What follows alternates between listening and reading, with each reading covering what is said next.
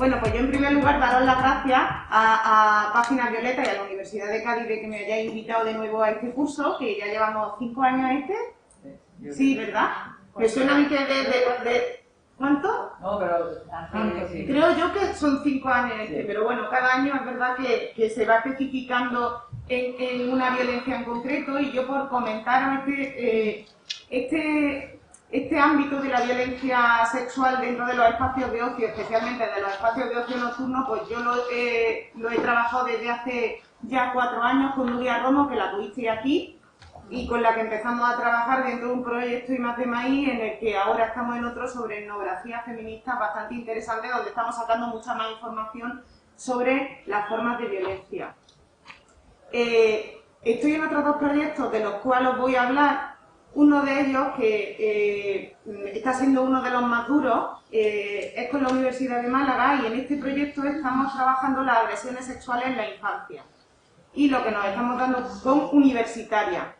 Y lo que nos estamos dando cuenta de que estamos visibilizando una parte muy pequeña de todo lo que hay, de todo lo que ocurre. Y este es un tema de las agresiones sexuales en la infancia por descubrir. Porque cuando empiezas a analizar los relatos y empiezas a ver los datos que tenemos detrás, empiezas a ver que esto en la sociedad a nivel de fuentes oficiales está invisible, pero después os voy contando más. Y estoy en otro proyecto de la Complutense, que lo voy a relacionar también con algunas cosas de las que vamos a trabajar aquí, que es sobre análisis de sentencias de agresiones sexuales en nuestro país.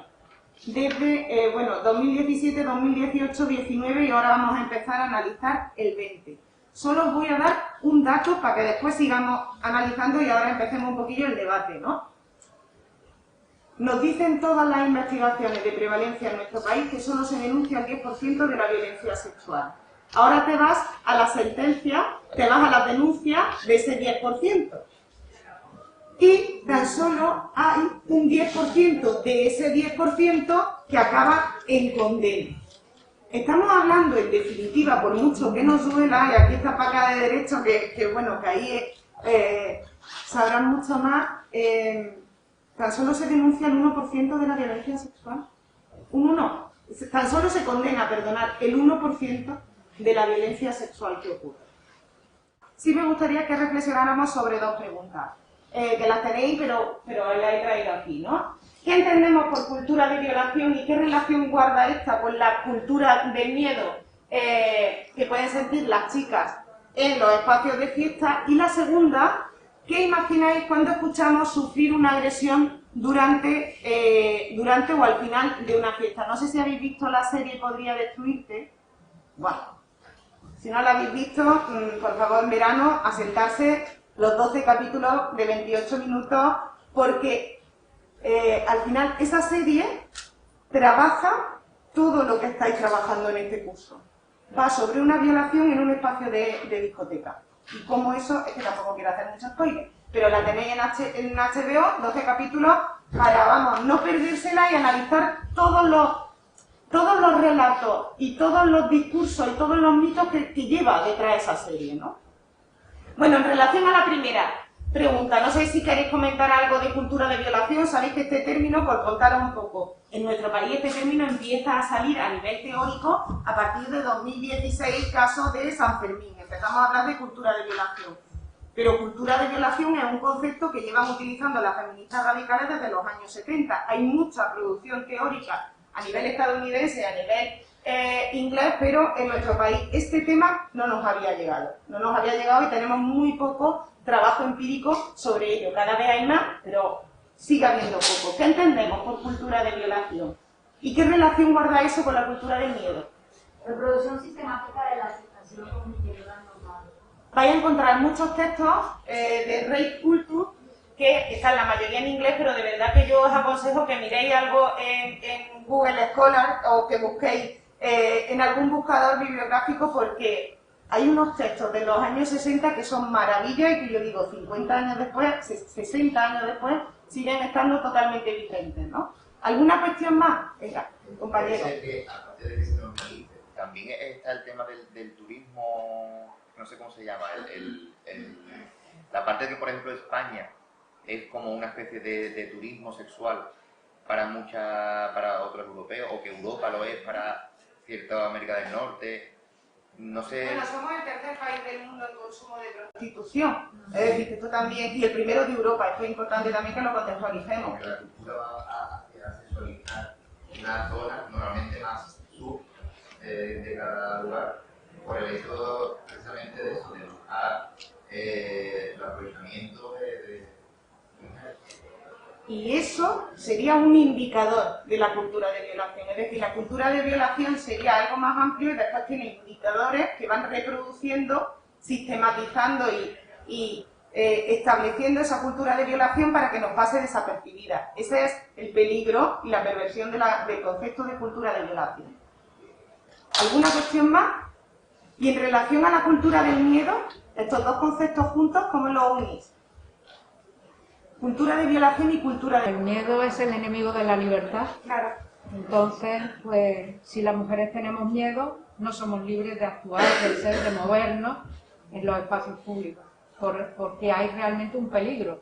No es imaginario, hay un peligro real. Yo, en esto, suelo comentar que yo soy de la generación, que a lo mejor algunas y algunos, pues esto ha llegado más tarde, pero yo soy de la generación de las niñas de Alcácer. Yo crecí con las niñas de Alcácer en la televisión 24 horas todos los días, ¿no? Recuerdo todos los programas que había y os aconsejo también el documental de las niñas de Alcácer y os aconsejo el libro de Nerea Barjola, Microfísica sexista del poder, que es una maravilla de cómo los medios de comunicación instauraron la cultura del miedo en nuestro país. Y la instauraron enfocando en las mujeres, enfocando en ten cuidado, ten cuidado, ten cuidado, porque estas tres lo que hicieron fue algo malo y lo que tuvieron es consecuencias por haberse saltado las normas.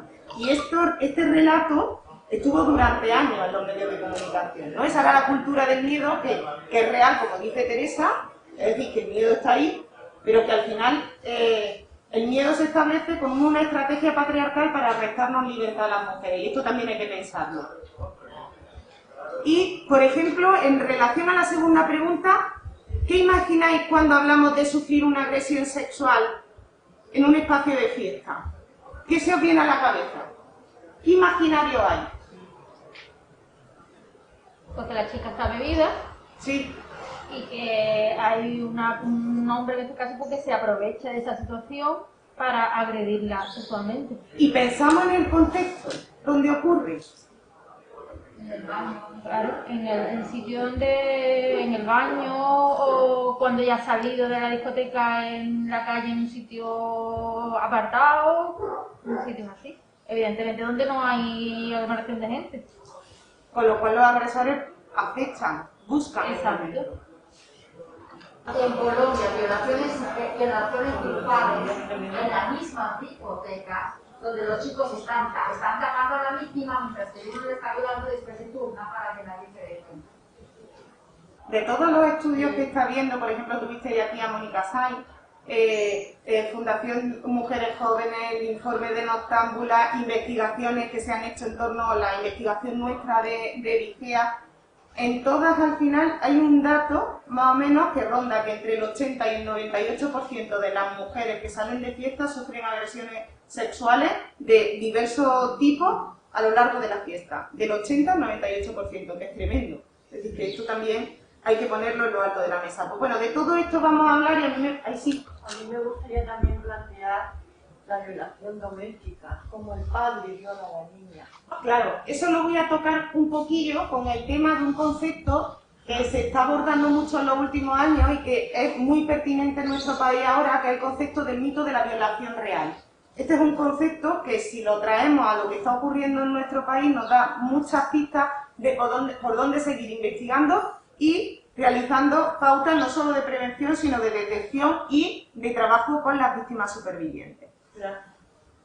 A ti por la pregunta. Mirad, en principio, voy a pasar esto muy rápido, pero me parece pertinente que lo hablemos. El tema del concepto de violencia sexual en general.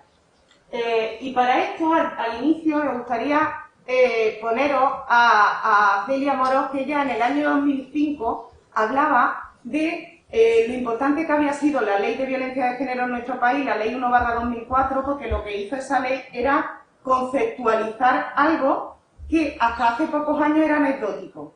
Esto te pasa a ti, esto te pasa a ti, esto le pasa a las mujeres, pero esto no es un problema social.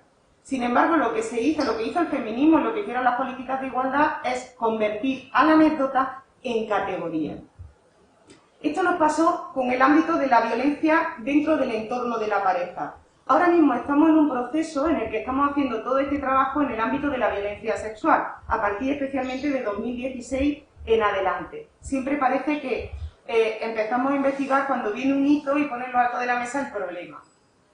Pero hay que tener cuidado porque estamos en un momento donde hay dos fuerzas. Por una parte queremos conceptualizar para politizar y acabar con lo anecdótico, pero es que por otra hay voces que quieren que volvamos a lo anecdótico, que quieren que volvamos a la violencia no tiene género, esto que os pasa es nada, y bueno, ¿cuáles son? Yo supongo que habréis visto si hacemos un análisis, porque dice, ¿qué es la cultura de la violación? ¿No? Bueno, la cultura de la violación es el tiktoker Naim, eso es cultura de la violación, porque se normaliza, tiene 25 millones de personas siguiéndolo y habla de una violación y no pasa nada.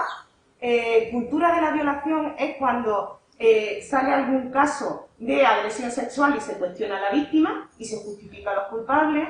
Cultura de violación es cuando se va a aprobar el anteproyecto de ley del solo sí es sí, que se está analizando ahora, y periodistas de renombre, políticos de renombre, gente de renombre empiezan en Twitter a decir barbaridades, incluido el alcalde de Madrid diciendo, ay, que lo del consentimiento no, como, ay, ten cuidado.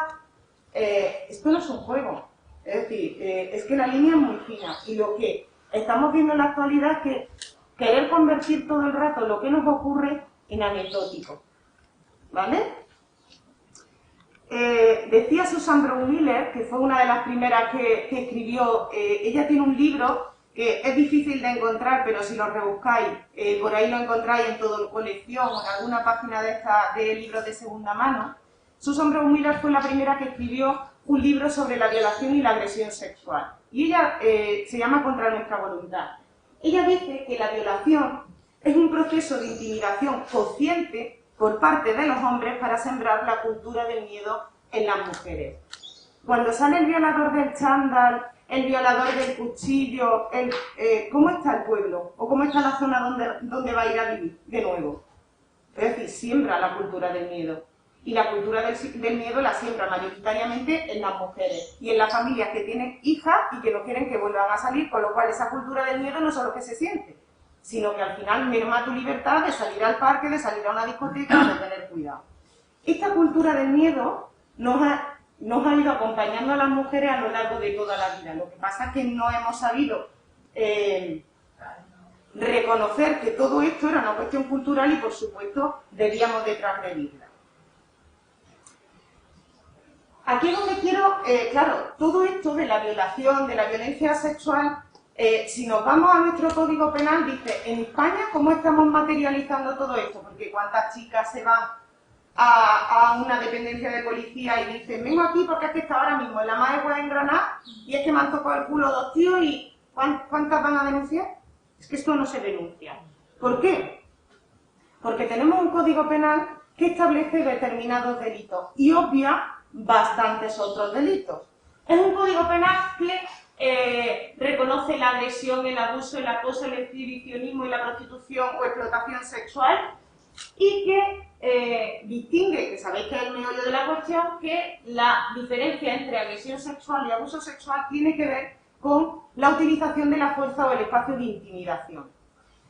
Si nuestro Código Penal solo trabaja eso, al final nuestro Código Penal lo que está haciendo es reproducir lo que os decía, el mito de la violación real. El mito de la violación real, ¿cómo impacta en gente que trabaja con víctimas, en jueces y juezas, en gente de la judicatura? ¿Cómo impacta esto? Impacta a través de mitos y a través de estereotipos y de arquetipos. Si yo interpreto que el mito de la violación real es mayoritariamente pensar, lo que se establece en el mito de la violación real es que tú vas sola por la calle y que llega una persona desconocida o un grupo de personas desconocidas y que te agrede sexualmente. Y que en la agresión hay penetración y hay daños físicos, eso es lo que se tiene aquí. Entonces, Tú tienes ese mito de la violación real como profesional y cuando te viene un caso, lo que haces es buscar que todo eso se cumpla. Y lo que estamos viendo es que la mayoría de todo eso no se está cumpliendo. Con lo cual, cuando no se cumple ese mito de la violación real, el resto se empieza a poner en duda. En este proyecto del grupo SexViol, que es de la Universidad Complutense de Madrid, que estamos analizando la sentencia, hay una cuestión que nos ha llamado muchísimo la atención hablando con forenses, y es, tenemos como mito de la violación real que una agresión sexual te va a dejar como muchísimas secuelas físicas, que vas a tener un parte de lesiones increíbles. Bueno, pues ahora vienen los forenses y las forenses, médicas y médicos, y nos dicen, donde estamos encontrando mayores secuelas físicas, no estoy hablando psicológicas, físicas, es en las agresiones sexuales que se dan dentro de la pareja. Flipad. ¿Para qué nos sirven todas estas investigaciones? Para quitarnos los mitos de la violación real.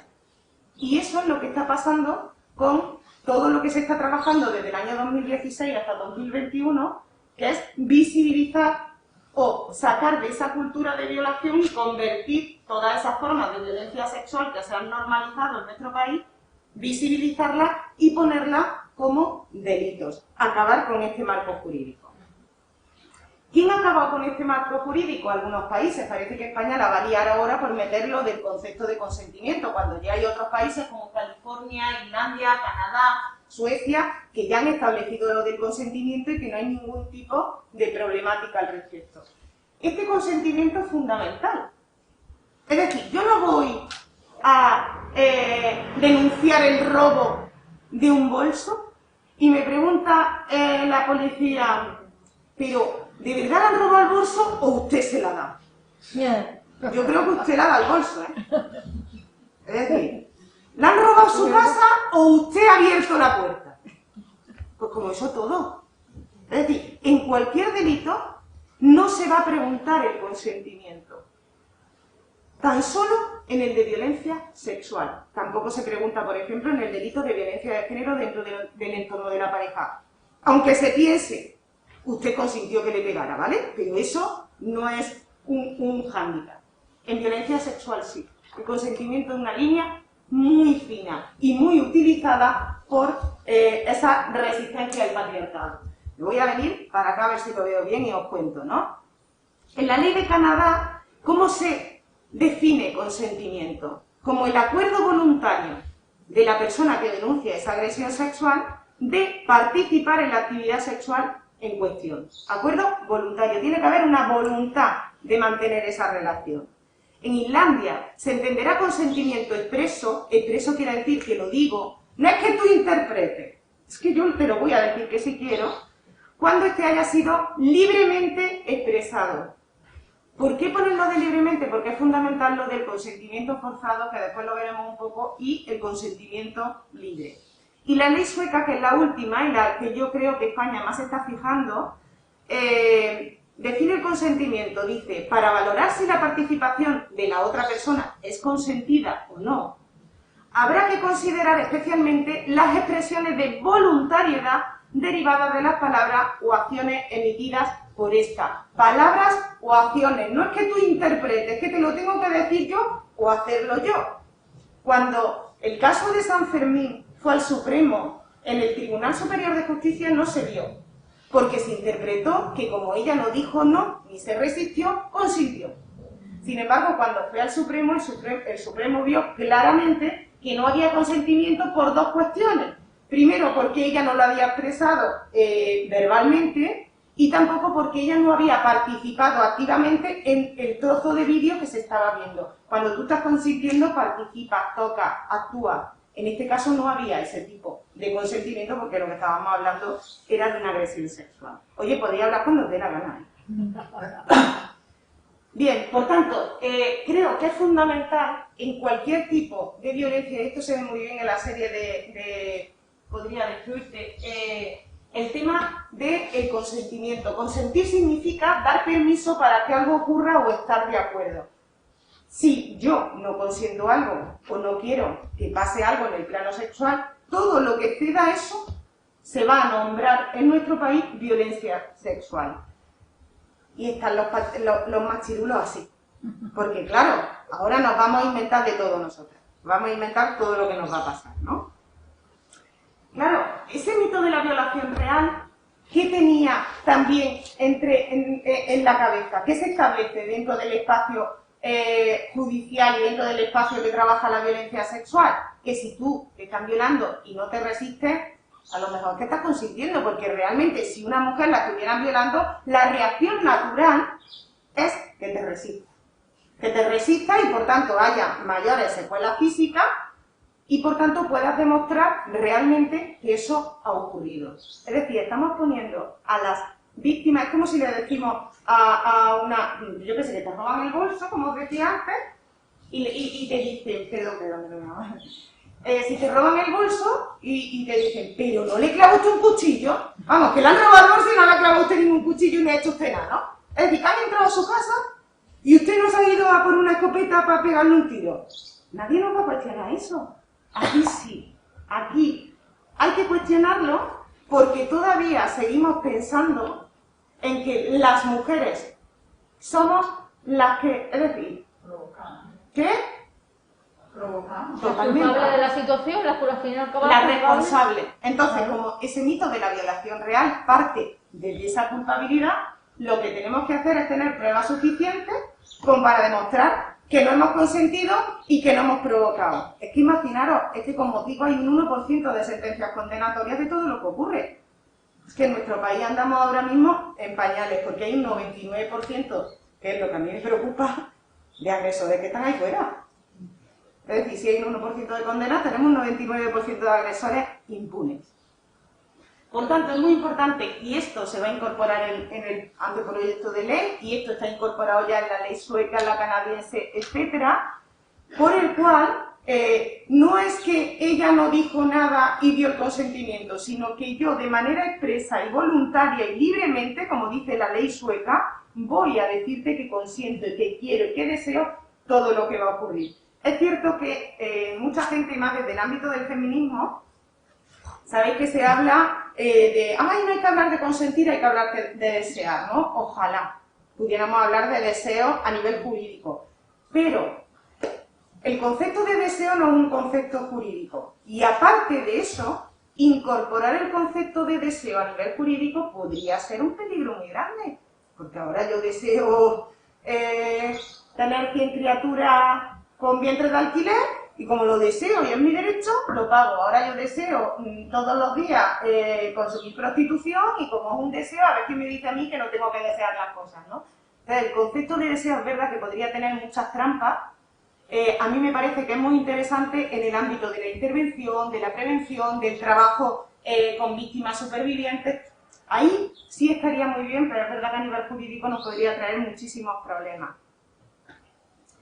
Bien, esta sería como a nivel jurídico, porque en nuestro país, ¿cómo se define la violencia sexual? Con lo que tenemos a nivel jurídico. Ahora estamos haciendo muchísimo ámbito teórico y aportando para que ese ámbito jurídico incorpore todos estos cambios. Pero lo que más tenemos, sobre todo, es a nivel teórico. Y a nivel teórico, cultura de violación, que a mí esta es la que más me gusta y siempre la utilizo, es como una violencia simbólica que se ha ido estableciendo en nuestra sociedad y que se ha ido normalizando, que hemos ido aprendiendo, que venía en la mochila de género, tanto para una como para otro. Y entonces, lo que sí está ocurriendo, y es fundamental, y yo creo que esto va a ser un momento histórico dentro del feminismo y de las políticas de igualdad, es que estamos en eso que algunas autoras definen, por ejemplo Rosa Cobán, Nuria Varela, definen como la cuarta ola del feminismo. Cada una de las olas del feminismo ha tenido una característica, ha tenido como una línea de acción. La línea de acción de la cuarta ola del feminismo tiene que ver con las violencias sexuales, con los cuerpos de las mujeres, tiene que ver con todo eso. Entonces, es muy importante que avancemos en esta materia, es muy importante que empecemos a visibilizar y a denunciar por todo lo que estamos haciendo, especialmente en los últimos años, ¿no? Claro, todo eso que se normaliza es como la base que establece que después las agresiones, el mito de la violación real, ocurra.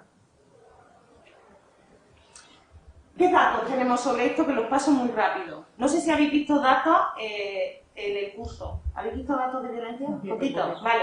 Pues los paso muy rápido. Os decía que solo se denuncia en torno al 10%. Y en estas denuncias de agresiones, delitos contra la libertad y la integridad sexual, están también las de chicos, es decir, chicos como víctimas, ¿vale? Entonces, esto realmente nos muestra una parte de lo que le ocurre a las mujeres y que, por tanto, lo interesante sería que se contabilizara aparte como una forma de violencia machista. Estos serían los datos hasta 2020. A mí me llamó mucho la atención porque pensaba que en 2020, con la pandemia y con los meses de confinamiento, íbamos a tener un bajón tremendo de denuncias. Hemos tenido un bajón, pero tampoco tan grave como yo, o tan significativo como yo esperaba que tuviésemos, ¿no? Hubo 13.240 denuncias el año pasado. Detrás de estas denuncias tenemos muy poca información. A mí me gustaría que nos dieran mucho más información de cuáles son los perfiles de víctimas supervivientes, dónde se dio, en qué lugar, a qué hora, etc. Pero no nos dan. Hoy, viniendo esta mañana de Granada en el coche, pues vengo escuchando la radio, que es mi delirio por las mañanas, ¿no? Y entonces hoy el diario público tiene un proyecto, no, La Marea, perdonad, tiene un proyecto que se llama Va por ellas, y donde analiza la vida de todas las mujeres asesinadas. De hecho, pidieron un crowdfunding, yo participé hace unos años, pidieron este crowdfunding para analizar que las 60 mujeres asesinadas de media al año dentro del ámbito de la pareja, pues no son números, sino que detrás hay unas historias, ¿no? Y entonces ellas lo que hacen es analizar cada una de estas historias y aportarnos mayor información desde la que nos aportan las fuentes oficiales. Y hoy han estado hablando de ello. Y es curioso porque le preguntaba Lourdes Lanchoa, la presentadora de la SER, le preguntaba a las compañeras de La Marea, por ejemplo, por cuestiones como cuál ha sido la provincia de España donde se asesina más en los últimos años, primero en Madrid, después Barcelona y la tercera Alicante. Y claro, que sobre todo lo que estaban viendo es cómo en los países, en las ciudades de costa hay muchísimo mayor índice de asesinatos que en las que son más de interior. ¿Esto significa que no exista violencia? No. Esto significa que a lo mejor las de interior, esto es una hipótesis, podrían tener muchísima mayor perversión, entre comillas, de no tener recursos, porque yo pienso, Castilla y León no hay centros de las mujeres como hay en Andalucía, que nos creemos que los centros de la mujer que tenemos aquí, eso está en todos lados. Y ahora empiezas a viajar y dices, no hay centros de la mujer, no hay recursos, entonces a lo mejor si tú no tienes recursos y no sabes, y vives en un pueblo pequeño de Castilla y León, pues a lo mejor ahí hay muchas menos estrategias de intentar romper una relación, porque no hay que olvidar que la mayoría de los asesinatos vienen tras un posicionamiento de ruptura por parte de las mujeres. Por eso se valora como un indicador de riesgo. Pues lo mismo pasa también, que no lo quiero olvidar, en relación al espacio de ocio nocturno. El espacio de ocio nocturno, cuando se está de fiesta, los mayores indicadores del riesgo vienen cuando ella dice que no. Cuando ella corta el rollo. Si ella es agradante con el futuro agresor, aquí no se percibe agresión. La agresión viene cuando ella no responde a lo que él espera de la fiesta. Y es que yo esta noche tengo pensado echar un polvo contigo y quiero echar un polvo contigo. ¿Quieras tú o no quieras? Pues esto todo hay que llevarlo a ese ámbito de dónde están los factores de riesgo en cada una de las violencias. Si nos vamos a quién está... Ay, que tienes la mano levantada, perdón. Sí. Pero tú levántala bien y córtame. Tú no te... Que simplemente queremos preguntar, tú dices que se denuncia solamente un 10%. De la violencia sexual y un 20% de la violencia en el entorno de la pareja, para que sepáis. ¿Es de un solo año o de medio? Mira, en nuestro país, desde el año 2005, se vienen haciendo las macroencuestas de violencia contra las mujeres, que tan solo, excepto la de 2019, el resto solo había analizado la violencia en el entorno de la pareja. Entonces, eso nos sirve para, en cualquier ámbito que queráis investigar el día de mañana, tú lo que haces es ver las fuentes oficiales, ver el número de asesinatos, denuncias, etcétera, e irte a los estudios de prevalencia, que en este caso serían las macroencuestas. Entonces, desde el año 2005 sí llevamos muchas macroencuestas o varias macroencuestas de violencia en el ámbito de lo doméstico, pero es que en violencia sexual es que no tenemos grandes macroencuestas, excepto la última de la de 2019, que la tenéis colgada en internet.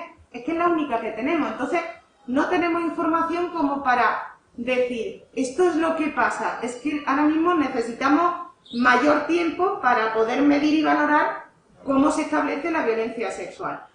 Pero una cuestión, de todas las sentencias, después iré diciendo más, de todas las sentencias que hemos analizado de la denuncia de violencia sexual, una sentencia condenatoria por acoso sexual callejero, una que nos llamó la atención, como esto es como de las que llamamos sentencias paradigmáticas, ¿no?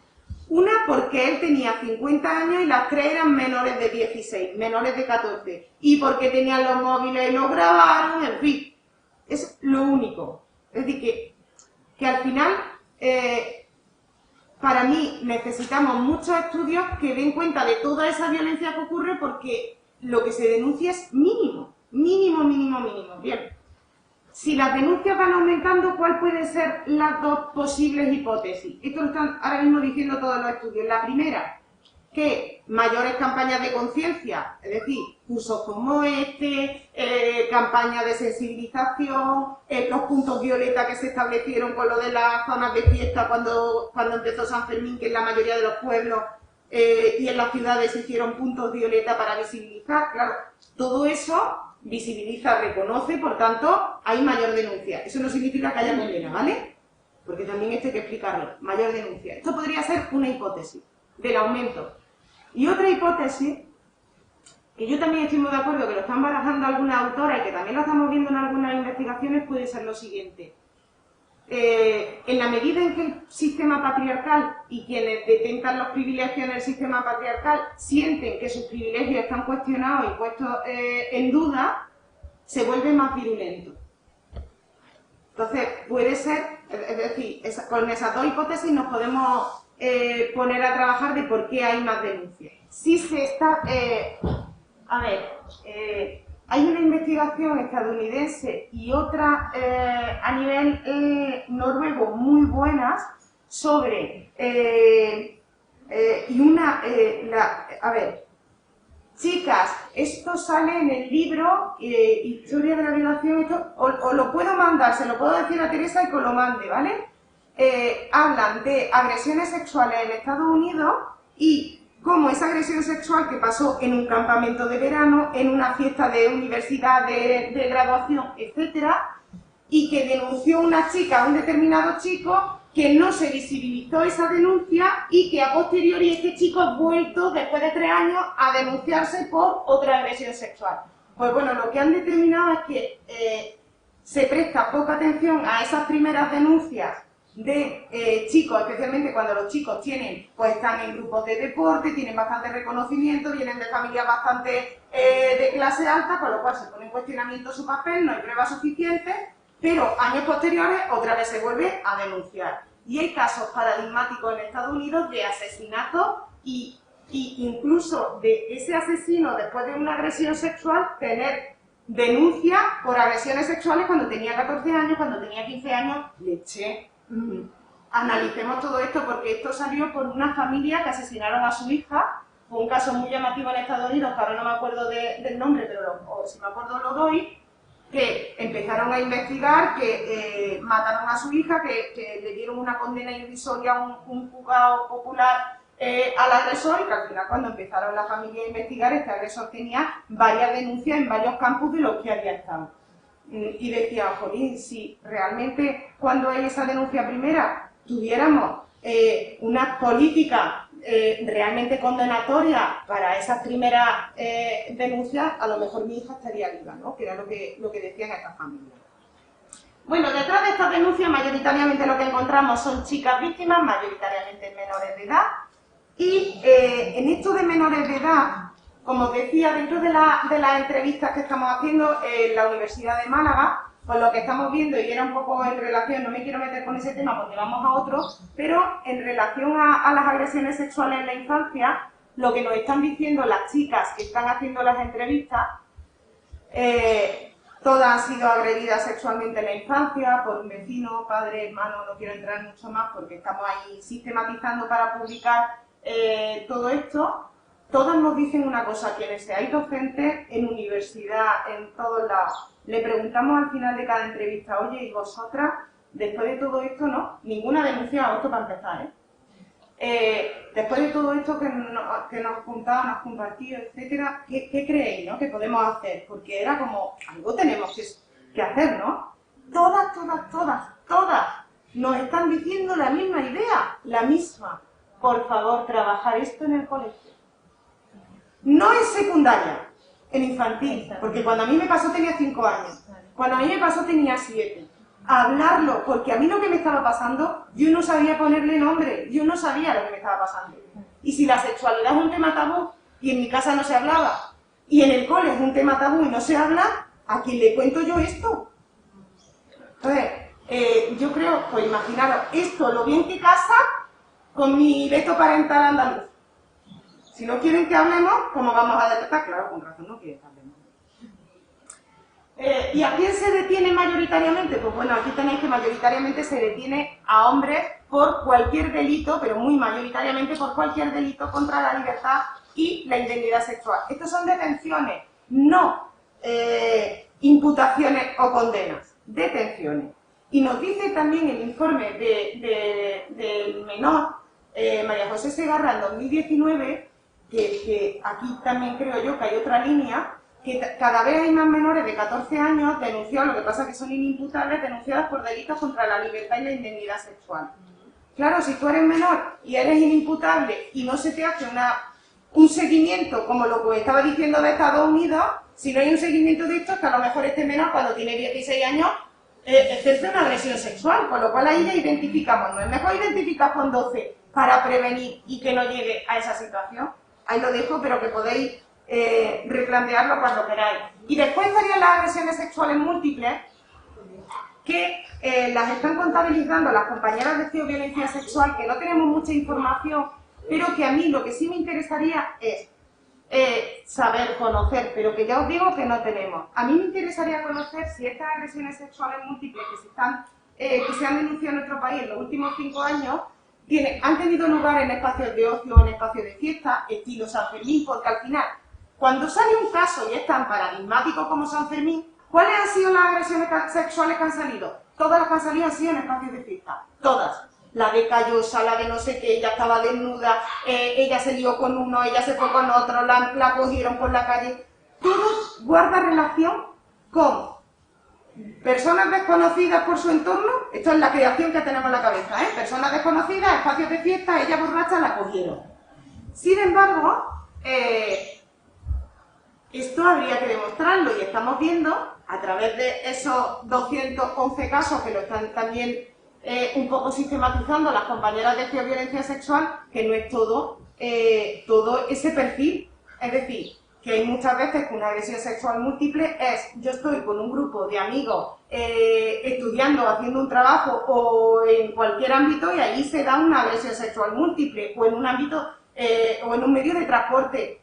Necesitamos conocer esto, porque si lo que le damos a las chicas, la visión que le damos a las víctimas, a supervivientes, posibles víctimas, es las agresiones sexuales múltiples solo se dan en este ámbito y solo se dan de esta manera, a mí lo que me pasa es que no lo denuncio.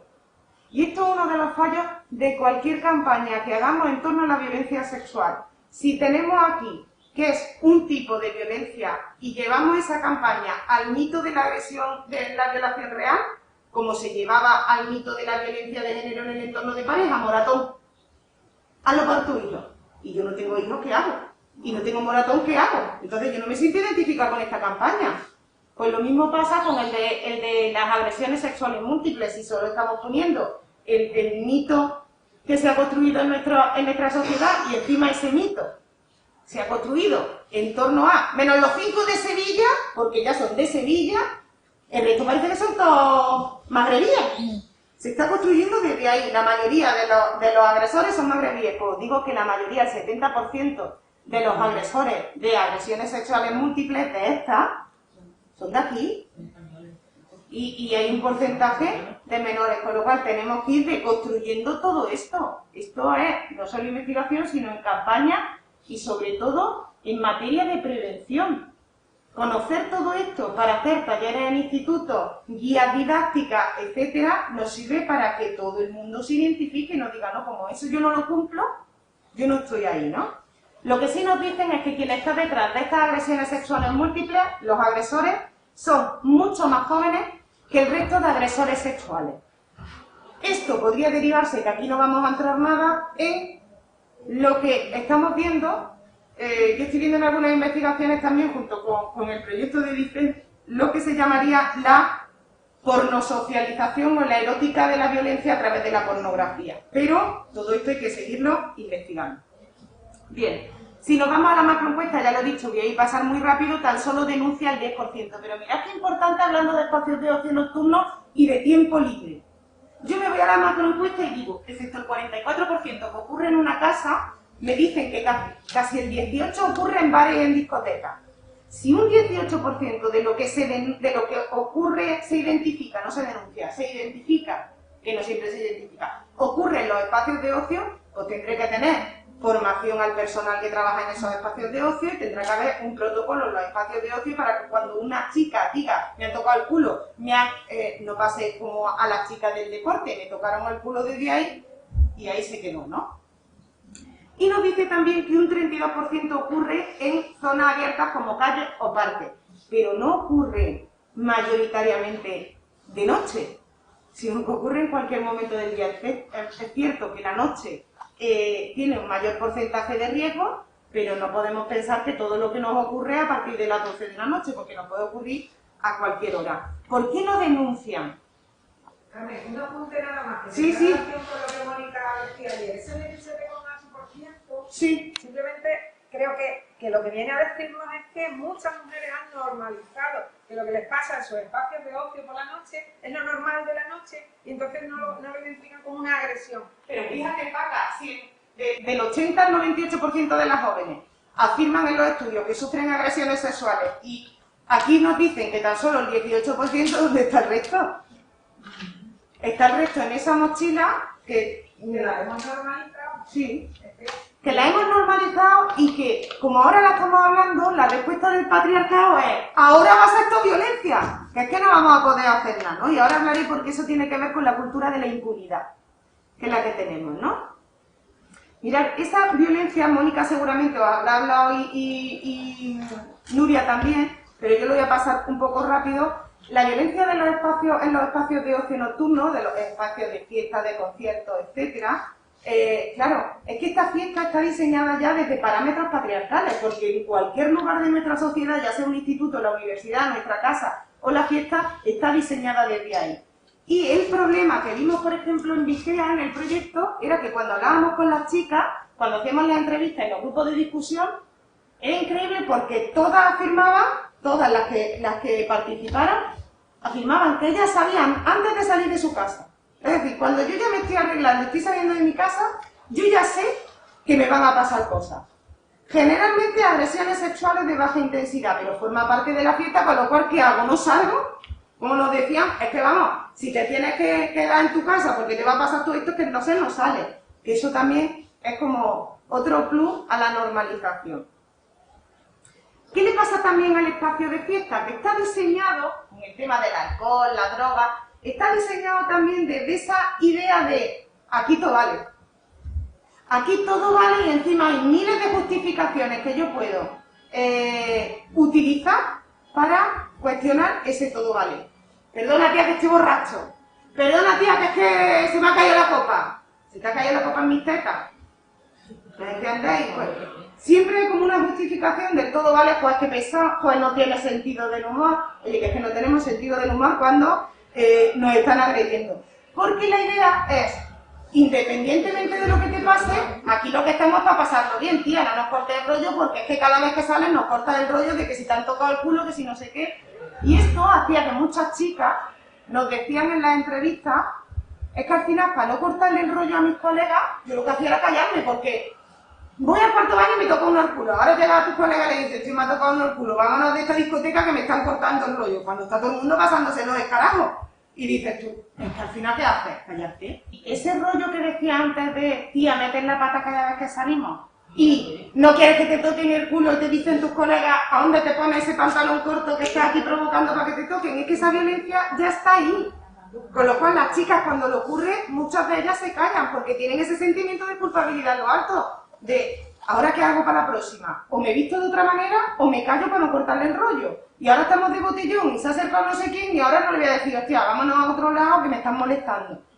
Y muchas de ellas como nos da como vergüenza, nos dicen, ¿no? Y como no tenemos estrategias del enfado porque no nos han enseñado, te vas callando, ¿no? Hay un libro muy buenísimo que se llama Enfadadas, que es muy bueno porque empieza contando cómo la autora veía a su madre que cada vez que se enfadaba lo que hacía era asomarse por la ventana y tirar platos. Me encanta, pues cómo... Y ella decía, joder, ¿cómo gestiona mi madre el enfado? ¿Cómo interpretaba ella cómo gestionaba, no? Es que nos han enseñado a gestionar el enfado de una manera muy silente porque si nos enfadamos estamos más feas y no te enfades que estás más fea, esto desde chica. Pero hay que enfadarse bastante para sacar lo que tenemos. Bueno, que el espacio de fiesta también está muy mediado por lo que se espera, que un poco era lo que Virginia estaba comentando. ¿Qué esperan los chicos? ¿O qué se espera que reproduzcan los chicos en un espacio de ocio y de fiesta, de ocio nocturno generalmente? Lo que encontramos en las investigaciones es sexo rápido. Si no tengo pareja, perdona, follar. Y además, follar sin que me cueste mucho trabajo. Lo voy a tirar toda la noche detrás de mi objetivo. ¿Y qué se espera de las chicas en los espacios de ocio nocturno? Se espera la disponibilidad y el agrado. Esas son las dos cuestiones. Entonces, con esa estructura diseñada dentro de las discotecas, los palos, botellones, los conciertos, etcétera, si eso es lo que se espera, imaginaros saltarte la norma de una u otra manera, que lo vamos a ir viendo, ¿eh? Claro, esto está muy imbricado con lo que se espera de la masculinidad y de la feminidad, que la voy a pasar en 2 segundos. Bien, lo que se espera de la masculinidad hegemónica, como se está construyendo, no está basado tanto en ser un hombre protector de la fiesta, aunque también pudiera pasar, o proveedor de la economía, etc. Ahora mismo la masculinidad hegemónica se está edificando en 2 cuestiones que son estar en riesgo y tener sexo permanente, es decir, ser potencialmente sexual. Y estas 2 cuestiones no solo se tienen que decir, sino que se tienen que demostrar, y para eso está el TikTok, los stories y el móvil. Yo no puedo decir que me he liado con 3 chicas, yo tengo que poner el vídeo. Yo no puedo decir que he puesto el coche a 200, tengo que poner el vídeo. Porque hay que demostrar continuamente este modelo. Si esto está construido antes de salir de fiesta y se construye el ideario de que de los hombres se espera que cuando quieren, o ellos esperan de la noche que cuando quieren una actividad sexual la consigan, pues imaginaros cómo perciben el ocio nocturno. Está muy guay beber y todo eso, pero muchos de ellos lo perciben como un espacio, que después lo veremos, de cacería. Sí, después veremos la cacería cómo va, ¿no? Claro, esto tiene que ver con que demostrar este ámbito sexual en el espacio de ocio nocturno hace que digan, tío, todas las noches folla, tío. Es importante, llega el otro día a la facultad o al instituto diciendo, es importante porque lleva a cabo, con lo cual el resto me reconoce y estoy en el espacio de poder. Tengo una pregunta a propósito que has nombrado de la universidad. A mí me ha causado muchísima curiosidad y de cómo se están manejando los casos de abuso sexual o de acoso por parte de profesores por las alumnas. No en todas las universidades de Andalucía, pero sí en su mayoría, os he de decir que tiene un protocolo de acoso sexual dentro de la universidad. Con lo cual, lo que tiene que hacer es que cuando entren en la universidad se le dé toda esa información de los recursos que tiene y que dentro de esos recursos tiene una unidad de igualdad y un protocolo de violencia de género, de acoso sexual en la universidad, etc. Y esto se está trabajando ahora mucho en Andalucía, el tema del protocolo de agresiones sexuales dentro del ámbito universitario. ¿Lo tiene la universidad Sí. Y la UPO también lo tiene. ¿Y los institutos? Claro. ¿Y los institutos? Porque Los institutos de educación secundaria en Andalucía tienen el protocolo de violencia de género, el del ciberacoso, el del acoso, es decir, ¿qué protocolos tenemos? Sí. Lo que tenemos que tener es formación para activarlo. Exacto. Porque el protocolo puede estar aquí y no lo llevamos a la práctica. Y en todas las universidades existe una red de alumnado contra la violencia de género. Y la UCA lleva unos años en esa red y la UPO fue la primera que empezó. Es decir, que hay muchas cosas. Otra cosa es que luego ellas identifiquen, lo primero que lo hablamos, identifiquen que están siendo objeto de acoso y que den el paso. Mira, hay una cosa, ante la duda, sí, me estará pasando a mí, será una mirada que yo me he paranoiado, ante la duda, hablamos. Porque hay que dejarse llevar por esa historia que tú dices, bueno, ahora hay una compañera, Ana Quijada, que la conoce, de Jaén, una compañera del Gabinete y Convivencia de la Junta de Andalucía de Educación, que es una pena porque se nos va a Salamanca, porque es una de las que dices tú, qué maravilla tenerla, ¿no? Llega una alumna y le comentan en un instituto, hay un profesor que nos está mandando privados por Instagram. Privados por Instagram, un poquito subidos de tono. Estoy hablando de institutos, menores de edad. Entonces se lo dicen a ella porque confía, ella empieza a investigar. Y esto venía, que también pasó en otro instituto y lo cambiaron de instituto. ¿Cómo? ¿Cómo? Sí, en la provincia de Jaén, Teresa. Pues la ha denunciado y dice, y aunque me tenga que quedar el mes de agosto en Andalucía, pero esto tira para adelante y este tío va para... Es decir, ya se le va a acabar el rollo. Y yo esto lo he visto en la UPO con docentes. Yo con mi ojo me la he enseñado a alumnas. Bueno, eso igual que con los curas, ¿no? Que los cambian de Claro. diócesis, Exacto. abuso sexual. Exacto. Te cambian y te mandan a otro lado y sigue destrozando a la criatura. Entonces, bueno, pues visibilizar. Y una cosa muy importante, nos hemos acostumbrado mucho también a mí me gusta mucho la investigación cualitativa, lo que es la entrevista y demás, porque es cierto que aunque me gustan los datos y siempre los utilizo porque es nuestra herramienta dentro del feminismo, estamos tan acostumbradas, entre comillas, tan anestesiadas con los datos, que llega el relato. Entonces a mí me parece que un relato realmente potente donde la víctima superviviente cuente lo que ha pasado, creo que es fundamental como herramienta. Entonces hay que soltar los relatos. ¿Cuál fue lo gordo del Me Too y de Cuéntalo? Si leí el libro de Cristina Fallarás del tema de Cuéntalo, es que alucináis, es decir, 3 millones de intervenciones en el hashtag Cuéntalo en 15 días, 3 millones en 15 días tan solo, después muchos más, ¿no? Eso, ¿por qué es? Porque estamos ya con necesidad de soltar el relato y no le interesa al patriarcado que soltemos el relato. Bueno, si a los chicos lo que se socializa es para un sexo rápido, a las chicas lo socializan para la disponibilidad y para el agrado, y claro, todo esto está muy relacionado con el papel de... ¿Qué papel tiene la fiesta, no? Mirad, el papel de la fiesta para la masculinidad hegemónica es que si mi idea es mi objetivo, follar o tener una relación sexual, para mí el espacio de fiesta se convierte en un espacio de seducción y en un espacio de conquista.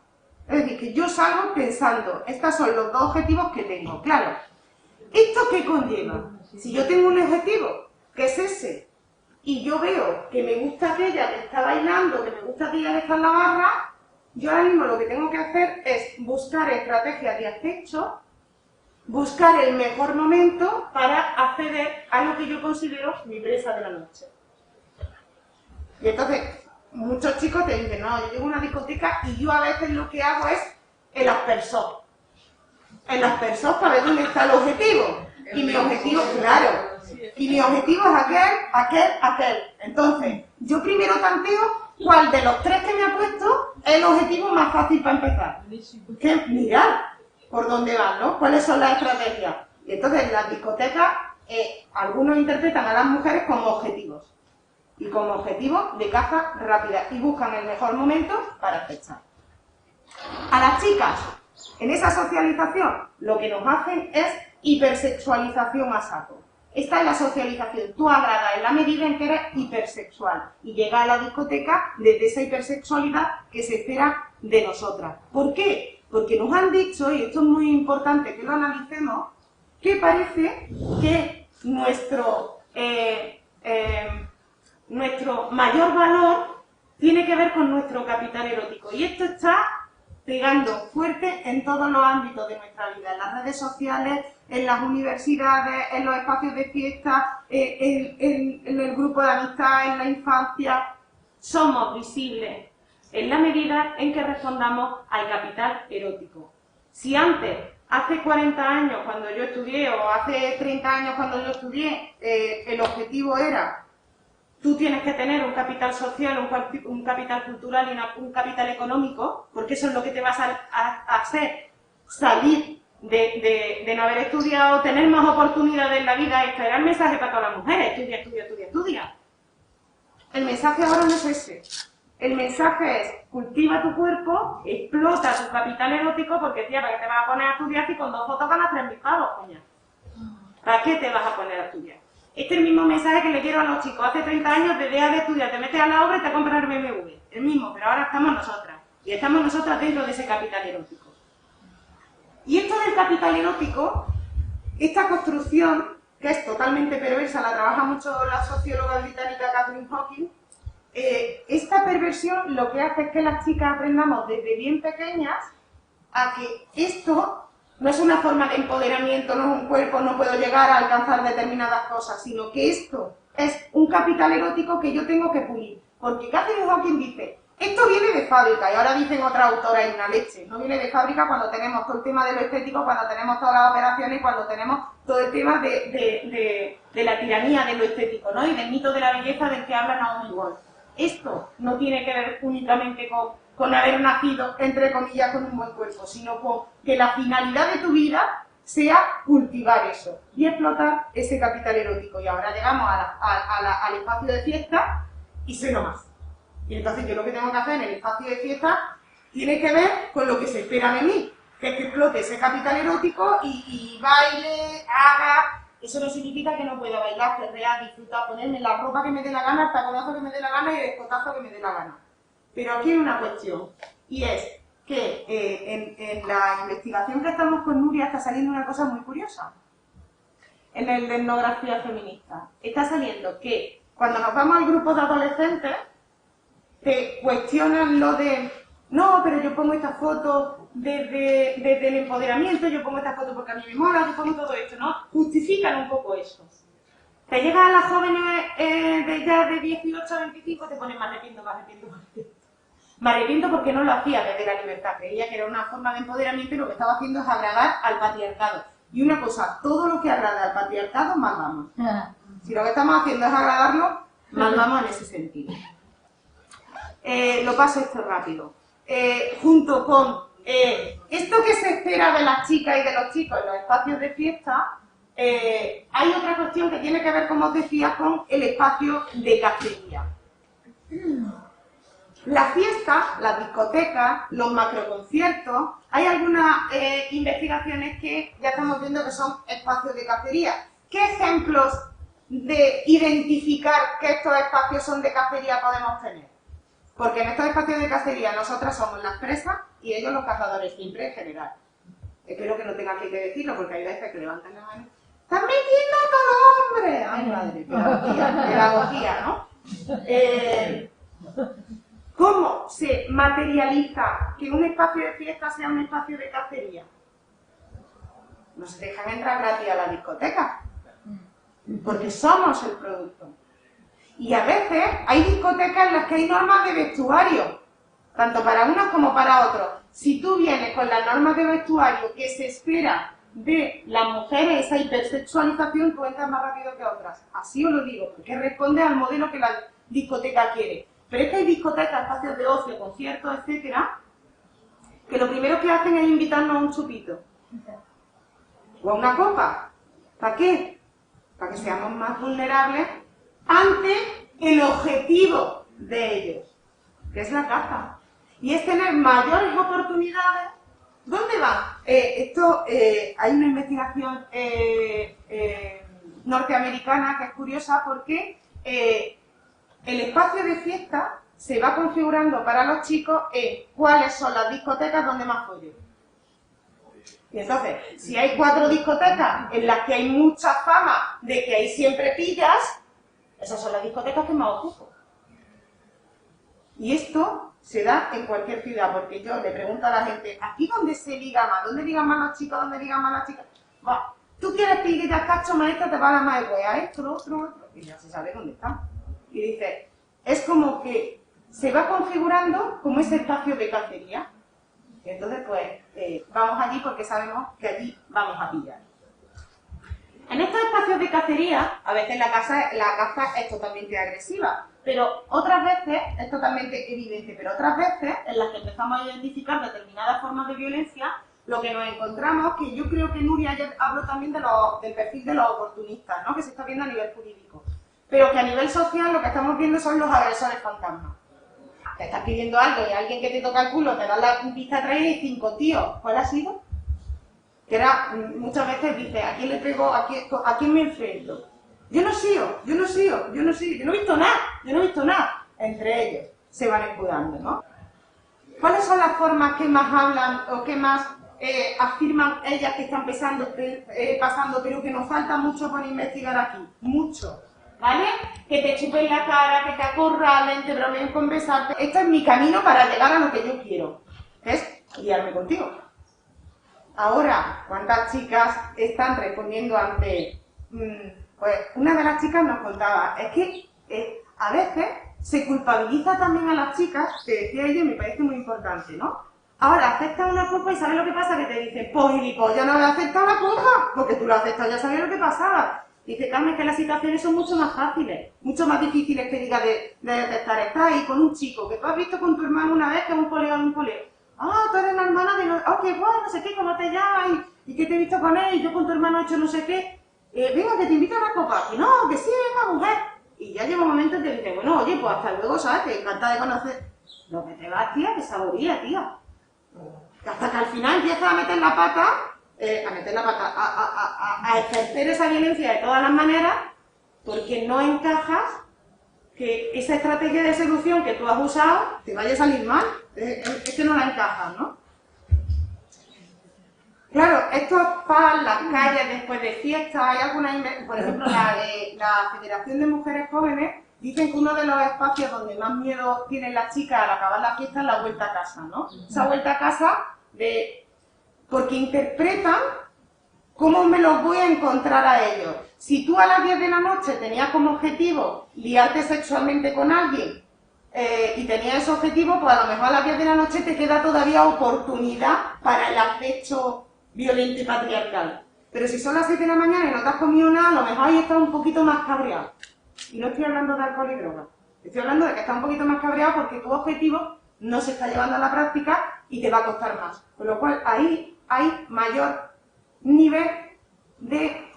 riesgo, de sufrir una agresión sexual. ¿Por qué? Porque a ellos les es más factible, a los que agreden, que no tienen otra opción y por tanto que la van a ejercer. Esto es heavy. Esto es muy heavy entenderlo, pero es que esto está desde las 10 de la noche que han salido y desde muchísimo antes. Lo que pasa es que empezamos a identificar la agresión sexual cuando reconocemos esa agresión sexual. Antes ha habido muchas formas de agresión sexual que le hemos permitido a estos chicos. Es que es una frustración que se convierte al final en violencia. Totalmente. Porque ellos se frustran realmente con eso. Pero si entonces eso genera violencia. Si lo que se espera de ti es que seas sexualmente potente, y lo que se espera de ti y lo que tú esperas de la noche es que cuando salgas pilles cacho, a no ser que tengas pareja y todas estas cosas, ¿no? Pilles cacho, conforme va pasando la noche y veo que no pillo cacho, me voy poniendo más nervioso. Especialmente si veo que otros la han pillado y yo no. Porque esto ya es una comparativa. Y yo no pillo nunca, con lo cual eso puede favorecer. Pero que esto está desde antes porque está en su configuración, ¿no? Ante todo esto, ellas lo que están utilizando son estrategias de protección y de autoprotección. No beber tanto, etcétera. Pero, para irnos ya a las estrategias concretas, lo que nos encontramos en las investigaciones que hemos realizado son las estrategias de evitación y las estrategias de afrontamiento. Las de evitación, algunas de las que nos han contado, por estar con amistades todo el rato, no separarte para que no te pase nada porque me da miedo. Decir que, esto me encanta, decir que tienes pareja o que eres bollera. Inventártelo para que te dejes, ¿no? Controlar el consumo de alcohol o drogas que tengas, controlar dónde bailas, es decir, tú llegas a un espacio que percibes de riesgo, especialmente cuando son macroespacios de fiesta, y tú lo que haces es colocarte en el espacio donde interpretas que vas a hacer menos acechada que en otros. Increíble. O irte del local cuando ya ves que no hay más solución y que lo dejas. Por tanto, que se tendría que ir del local, como sabemos, es ello. Y después estarían las de afrontamiento, que son de dos tipos. Las de afrontamiento directo, que puede ser una mirada o cagarte en sus muelas, o un empujón o un ostión por una tocada de culo, o las de afrontamiento indirecto, que son la huida o la paralización. Y aquí muy importante, para el tema del feminismo, no tenemos que responsabilizar ni culpabilizar a muchas chicas que te dicen, es que te quedas paralizada, porque es que nos quedamos paralizadas en cualquier momento todas. Es decir, no siempre, o con el tema del acoso callejero, con el tema de que te toquen el culo, con el tema de que te tiren la copa, o hay veces que estamos empoderadas y que dices cualquier cosa, y hay otras que no tienes capacidad de respuesta, porque estás más cansada, estás más paralizada, o lo que sea. Y eso no significa que te estés comiendo la agresión, sino que también el resto deberíamos de ayudar y deberíamos denunciar esa situación cuando ella está en esa situación de paralización. Pero como nos callamos, al final ellos, de manera impune, siguen existiendo y siguen gestionando esto.